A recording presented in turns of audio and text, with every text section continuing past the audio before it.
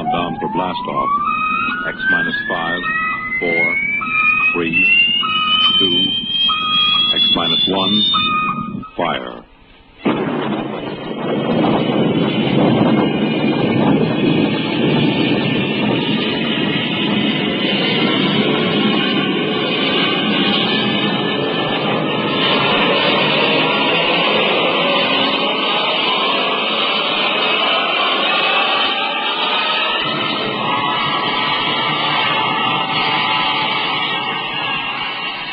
From the far horizons of the unknown come transcribed tales of new dimensions in time and space. These are stories of the future, adventures in which you'll live in a million, could be years, on 1,000 maybe worlds. The National Broadcasting Company presents X minus 1.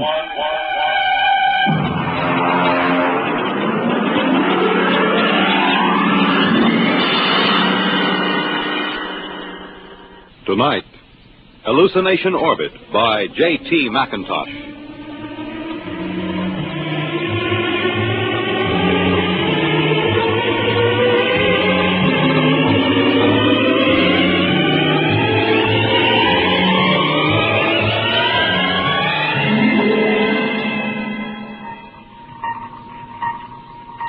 Mr. Chalker. Sir? Stand by to release pickup rocket. Yes, sir. We'll break orbit in 8 hours, have damage control pull the rods on the number 3 pile. Check leakage. Yes, sir. Try and have the locks cleared of all unessential personnel when that pickup rocket comes back. There's no point in making trouble. I understand, sir. Pickup rocket away, sir. Very well. Take over, Mr. Chalker. I will be in my quarters if I'm wanted.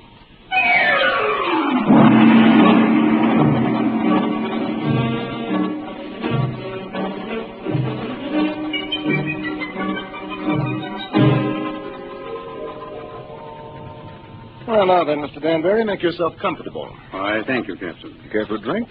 Scotch in that bulb, bourbon in the other. No, thank you.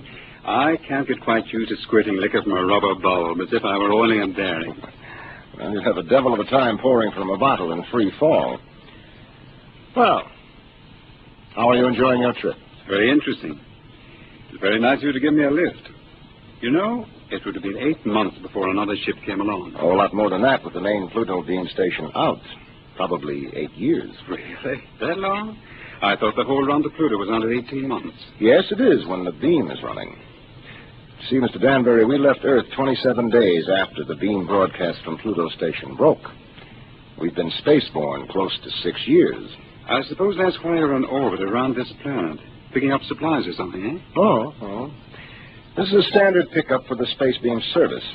We sent a rocket down to take off a man who's been the only inhabitant of this planet for a little over 2 years. Well, I expect he'll be glad to see you. Well, there's no telling.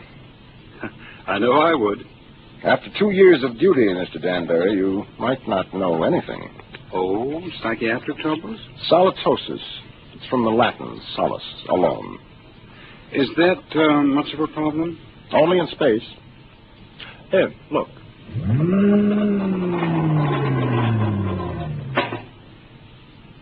Look through that port. Seems empty. It is. It's empty of horizon, sky, sunlight, ground. It's empty of time. It's empty of people. You can't live in it too long without something happening. I see. But surely people have been alone before spaceflight. Well, yes, but they have been on the same world with other people. And that seems to make a difference. You take a hermit on Earth, he may spend his life trying to escape civilization. Put him on a deserted world, he turns psychotic. Is there a cure? Oh, sure. Put him back with people. At least about 40 people. That seems to be the critical number. See, I have 48 in this ship's complement. I could run her with about 18. But if I tried to, I'd have psychos on my hands 6 months after blastoff. But then every one of these men on the beam stations, they're all alone, aren't they? That's right. Well, then they must get it. They do. It wouldn't pay to leave more than 40 men on a space station. And less than 40 is too dangerous. Solosis can be homicidal. So they leave one man. Now, he gets it all right. But you can snap him out of it just by taking him back to Earth. That's why I like to have as few people as possible around when the pickup ship comes back. They can be pretty unpleasant. Well, what are they like? How does it affect them? Well, so far I have picked up about 28 space station officers. I've seen 28 different sets of symptoms. I wouldn't want the job of getting those guys out of their stations and into that pickup rocket. Captain here. Pickup rocket. Signaling, sir. All right, Mr. Chopper, prepare to receive the pickup. Alert the psychiatric staff, and I'll be right there. Would you care to see them bring him in, Mr. Danbury? You're welcome if you have a strong stomach. I don't think so, thank you. All right. Mr. Chaka, as soon as the rocket is secured, make a trajectory for the next station. Yes, sir. That's Pluto Station 3. Carry on. Pluto Station 3. That will be a hummy of a job. He has been on that lump of rock all by himself for close to 6.5 years.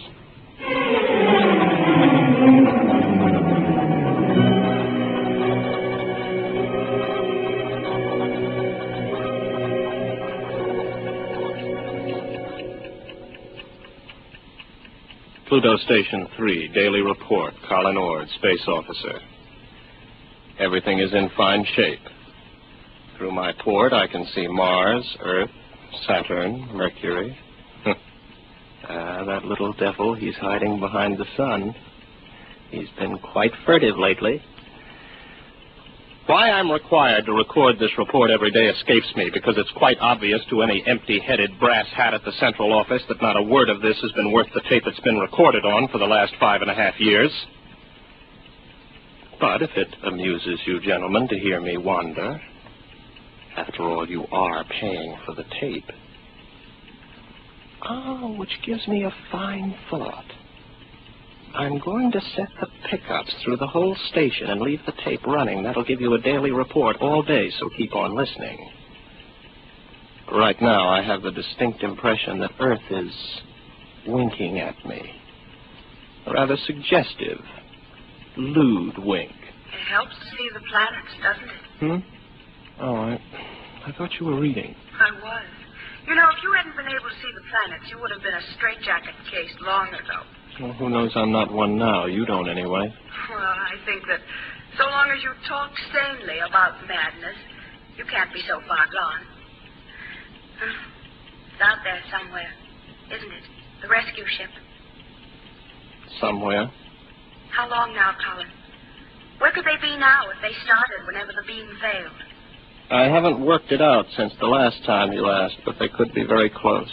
Well, if the beam hadn't failed, they would have been here long ago, wouldn't they? Oh, sure. 11 months with the beam, over 6 years without it. Well, anyway, that triple times 6 years' pay adds up to quite a pile. You'll be set up for life when you get back to Earth, won't you? And at 29.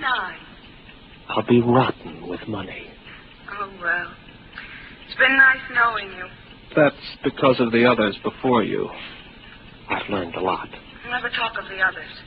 And above all, never talk of any others to come. I'm sorry. Would you like to play chess? It's a long time since we did. I don't think so, not anymore. I'm a little tired of chess. Oh, I know. I understand. I won't bother you. I'll go to my room, Colin. Well, don't get upset. I'm not. I understand. You're just tired of chess. You still listening, gentlemen? That last few minutes might have been a little confusing. You'd like to know who I was talking to, wouldn't you? I'm afraid you can't hear her on the tape. That's Una. And I'll tell you what she looks like. You might find it interesting. She's beautiful, but rather cool. She always wears a white shirt and sharp, creased green slacks. She's got a good figure, but in a calm sort of way. She plays a good game of chess, although I beat her 2 out of 3 times. Of course, you know why you can't hear her on the tape. But I still know, too. That's a point in my favor, isn't it? That brings up an interesting question, gentlemen, because I'm tired of Una. I'm beginning to find her a long, cool, slightly unappealing bore. My problem is how to get rid of her. I can't just tell her to vanish. She's a little too real for that. I dreamed up a ship to bring her. I'll have to find another to take her away. Well, I might as well get to it. Oh, no. No, I'm not going to bother about the ship. It's too much mental effort. I'd have to think up everything I saw, and frankly, gentlemen, I'm too tired. Maybe she'll take the hint. A lot of them did. Susie did. And Alice. Oh. I remember Margie.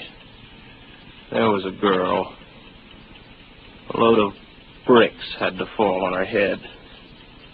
Took me 4 weeks to get rid of her. No.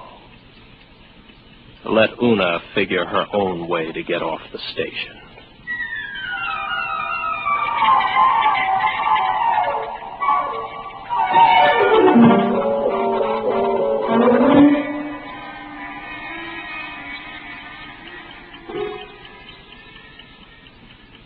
Well, she's gone. I thought she might. The ship's gone, too. Well, all in all, I don't think Una was really very satisfactory. One of these days I'll start believing in them and I'll be really gone. Well, if I activate the main screens now, I'll see a ship coming into land pretty soon. Every once in a while I have a thought that when the ship really comes, I'll think it's make-believe. Yes, there it is. A small ship curving in for a landing. I suppose I could check on the detectors. I know they register anybody within 100,000 miles, but I don't bother checking them anymore because someday the moment will come when I check the detectors. And I'll see just what I want to see. Well, the ship's coming in for a landing now. I'll go out to meet it. I'm rather interested to find out what the explanation will be for the girl. Naturally, it will be a girl.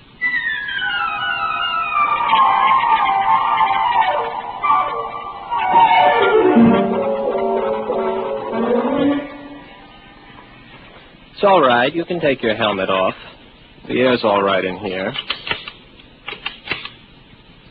You must be Baker. Oh, good heavens, no. Baker was before me here. You can't be one of his dreams 7 years late. I'm Ord, Colin Ord. Before we go any further, just how does Solosis affect you? Well, that's new. None of them ever asked that before. It makes me see things that aren't there. And you know there's nothing there? Sometimes. Do you know I'm here? I'm making a point of not wondering about it. Well, one thing you can be sure of. This. Do you see this? This is a gun. I just want you to know I'm not heaven's little gift to lonely space station officers. Is that clear? Oh, yes. Yes. What's your name? Elsa Cutterline. You want to know why I'm here, of course. Not particularly. What? Well, that's always the weakest part of the story. I don't like to press it. Why don't you, take off your space suit? I'll tell you why, just the same. I killed a man. Why and how doesn't matter. I had access to an experimental ship. I thought if I disappeared for about 2 years... Oh, please don't labor over it. I'm not asking questions. Why not? Well, when we get around to it, I would be interested in the story you can concoct for being dressed like the cover of a magazine story in rather minimal clothing. It's been years since I thought of anything like that. You must be a throwback. What are you talking about? You know, you're going to have a tough time with that gun when you get tired of holding it. It's a heavy gun. How long do you think it'll be before I take it from you? After all, you have to sleep. There's no door in the station you can lock that I can't get in. I know. I just wanted to make sure you weren't violent. I think I can get on with you, Ord. Yes, I see. The question is, my dear, whether you're real or not. Well, don't I look real? Oh, yes, but that doesn't prove anything. As a matter of fact, the realer you look, the worse off I might be. But then there still is the remote possibility that you might actually have killed someone and decided to hide out on a space station. Shall I tell you something else, Elsa? What? I'm suddenly tired of the whole business. Breathes there a man with soul so dead, I'm sure you know the rest of it. I would suddenly like to have enough people around me so that I could be sane. I would like to find women as part of life instead of having them pop up here from the depths of my rather pornographic subconscious. But you've shaken me, Elsa. 24 hours ago, I was congratulating myself that Solosis hadn't really gotten me. But now I don't know. Just don't try anything funny, or you'll find out whether I'm real. The hard way. Any way is the hard way.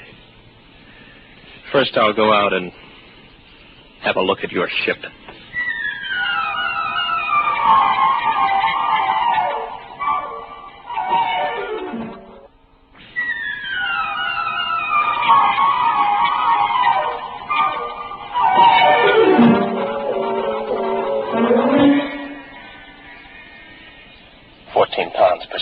Air, heat.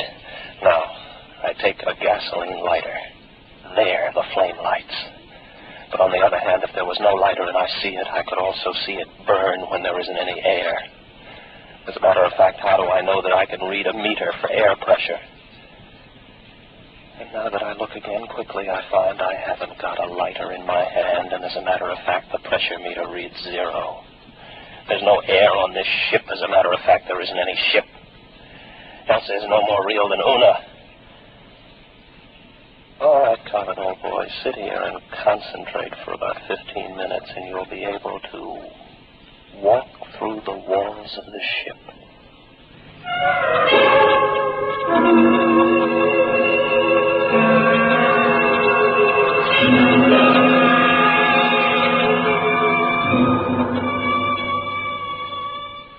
Well, what did you find out there?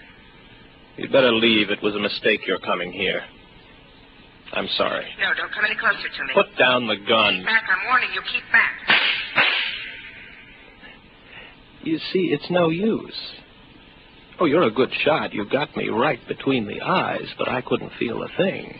I can't let myself be shot now, can I? Give that to me. There. Now remember, if you shoot me, nothing happens. But if I shoot you, you die. Do you know that? Yes, I know that.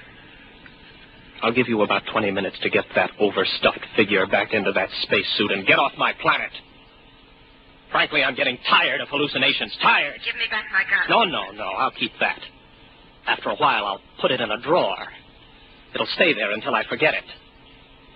Then there won't be any gun anymore. From now on, my overblown figment, there will be no more Elsas or Susies or Margies. I am not going to give in to Solosis. Maybe I'll bring Una back. At least she could play chess.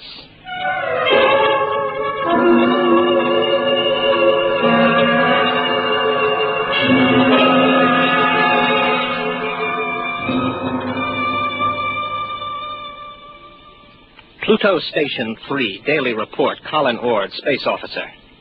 Gentlemen, I have successfully fought off Solosis for 2 days, and I have been alone. However, I'm afraid I'll lose as I watch my main scope now. I see a ship coming in again. I wonder what this one will be like. It's a launch from a larger spaceship. Maybe a lifeboat. Dorothy came in a lifeboat. I wonder what this one will be like. I've got to find out when she comes whether she's real. That's the key, as long as I know if she's real. When I don't care anymore, that's when it's really got me. The ship's down now. There she comes out of the airlock. I've got to find out whether she's real.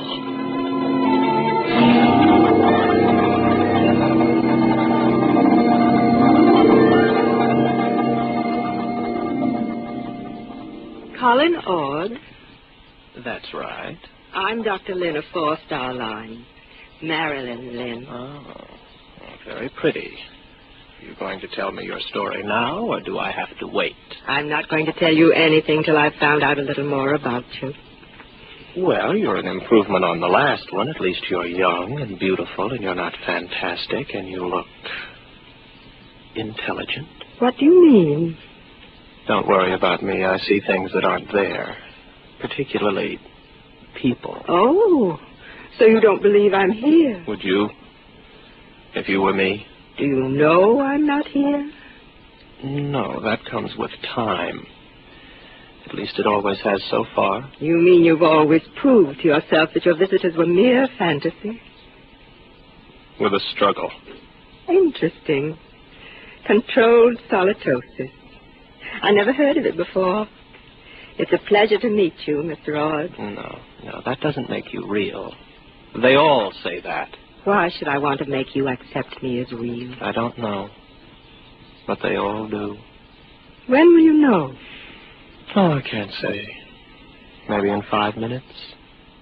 Maybe not for hours. How do you do it? You don't shoot me to see if I die or anything like that, do you? No, nothing like that. If I shoot you, you do die, like the witches in history. They'd die if they were, and they'd die if they weren't. Your mind has remained agile enough. Naturally. I never heard of solosis inhibiting intelligence. Would you like some coffee? Is that part of the test? Whether more coffee is actually drunk than you drink yourself? No, that doesn't help. It would be very easy for me to make half what I thought I made, to fill a cup with nothing and pass it back. You look afraid. Why should I be? What am I doing? Am I doing something I don't know I'm doing? No. Would you like me to wash the cups for you when we're done? That won't prove anything. Next time they were used, I could just imagine they were washed, couldn't I? Where are you going? To find out if you're real. My ship. Go ahead. Good luck.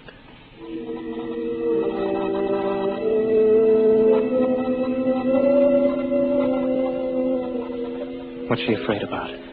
Something I said. None of the others were really afraid of me. I can't tell yet. Nothing's happened. The meters all read 15 pounds to the square inch air pressure, but that's no good. I can't tell if I'm reading them at all. Oh. Well, the wall's solid enough. My hand hurts. That doesn't prove anything. Supposing I open my faceplate. If there's no ship and no air... All right, my faceplate's open. I'm breathing air. But then again, on the other hand, my faceplate may still be closed. Maybe I only think it's open. I can't tell. I can't tell that she isn't real. That means it's finally got me. It gets everyone. I don't really know if anything's real, if I'm real, if this space station is real, the planet, the universe, the galaxy. Maybe all life is in my mind. I think.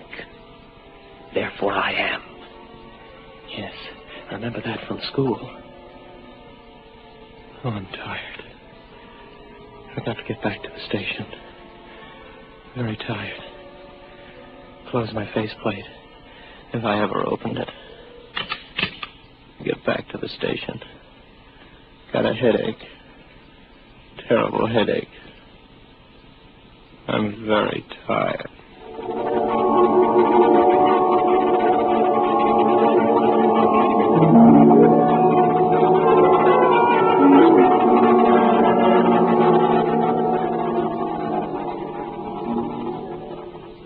Are you all right now?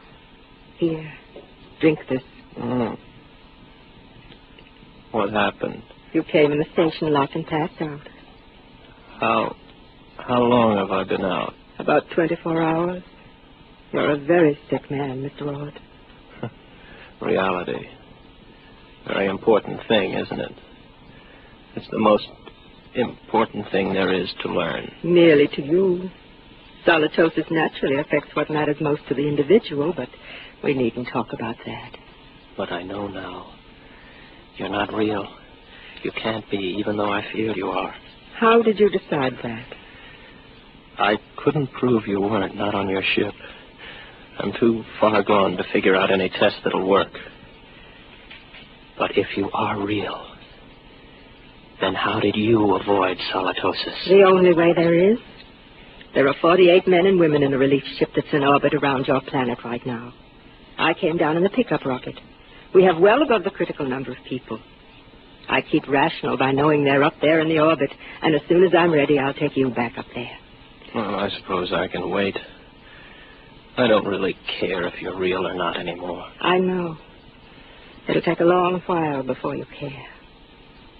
You sound sad. What's the matter? It's the way you look at me. What do you mean? What do you see when you look at me? Well, you're strong. Sort of quietly beautiful. About my age. You're wearing a tunic and slacks. And you don't have a wedding ring. I noticed that. That's what I thought you saw. I'm real, but not your picture of me. I'm a doctor, Mr. Ord. All first contacts with station officers are made by trained psychiatrists. I'm a doctor. And I was a girl once. But that was 40 years ago. I'm 66. You can't be. Oh, yes. It was very nice to be a girl again. I could see myself in your eyes, and I almost felt young again. As I grow old in the next few weeks, Mr. Ord, you will be recovering. That will show you how your case is progressing. When you see me as I really am, you'll be all right. Assuming you're real, Marilyn, it really must take something to come down alone to see one of us. I think I see you now, as you really are.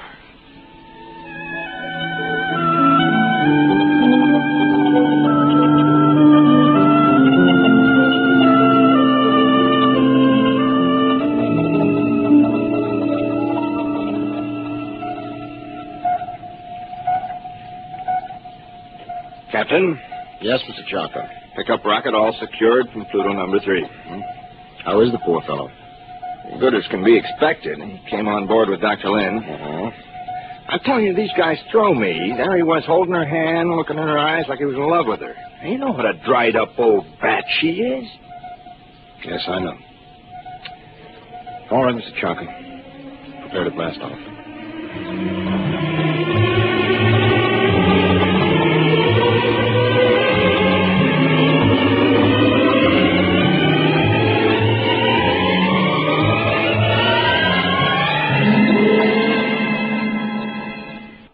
Tonight by transcription, X-1 has brought you Hallucination Orbit, a story written by J.T. McIntosh and adapted for radio by Ernest Kenoy.